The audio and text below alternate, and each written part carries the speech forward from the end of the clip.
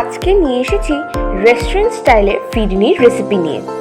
সাধারণত আমরা ফিরনি খেয়ে থাকি বিরিয়ানি বা মোগলাই ডিশ খাওয়ার পর। এটা খেতে খুবই সুস্বাদু হয় আর এটা বানানো খুবই সহজ। আসুন দেখে নেওয়া যাক আমার আজকের এই রেসিপিটি।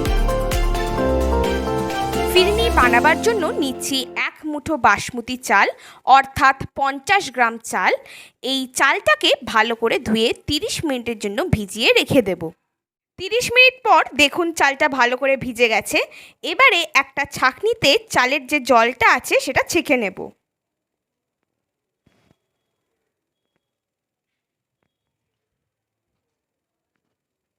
জল ঝরানো হয়ে গেছে।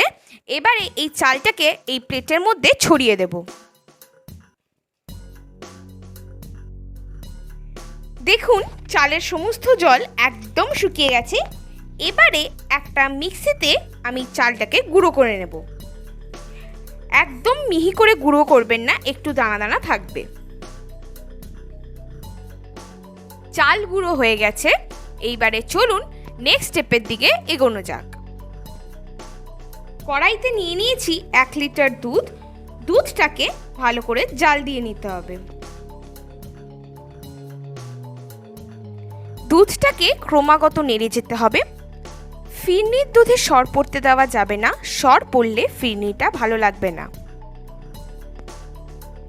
এই ফুটন্ত দুধ থেকে আমি 1 হাতা দুধ তুলে এই দুধের মধ্যে দিয়ে দিচ্ছি কেশর।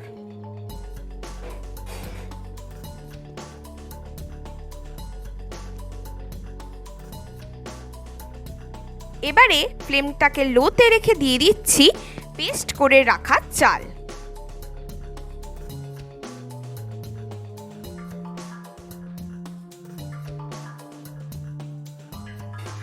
চাল দেওয়ার পর দিয়ে দিচ্ছি 1 চিমটে নুন।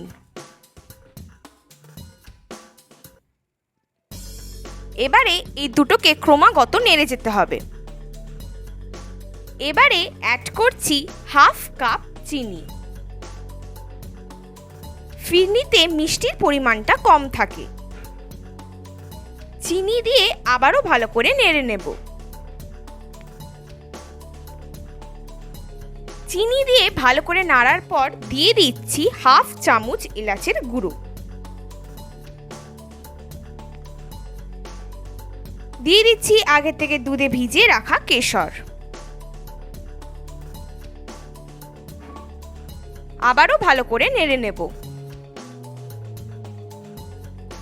দেখতেই পাচ্ছেন ঘন হয়ে গেছে। ঠিক এরকম ঘনত্বটা বজায় রাখবেন। সবশেষে দিয়ে দিচ্ছি 1 টেবিলস্পুন কেওড়া জল।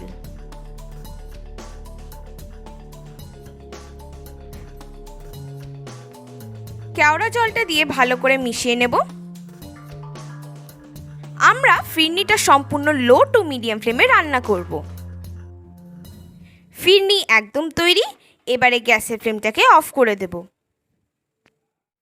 এখানে আমি 5টা মাটির পাত্র নিয়ে নিয়েছি। এগুলোকে ধুয়ে রেখে দিয়েছিলাম। এবারে ফিরনিটা আমি এর মধ্যে সার্ভ করব। এখানে মাটির পাত্রের বদলে স্টিলের পাত্রেও আপনারা ব্যবহার করতে পারেন। এবারে ঢাকা দিয়ে 4 থেকে 5 ঘন্টা ফ্রিজে রেখে দেব। 4 ঘন্টা ফ্রিজে রাখার পর দেখতেই পাচ্ছেন ফিরনিটা খুব সুন্দর করে জমে গেছে। একদম রেস্টুরেন্টের মতন তৈরি হয়ে গেছে আমাদের আজকের ডেজার্ট রেসিপি ফিরনি।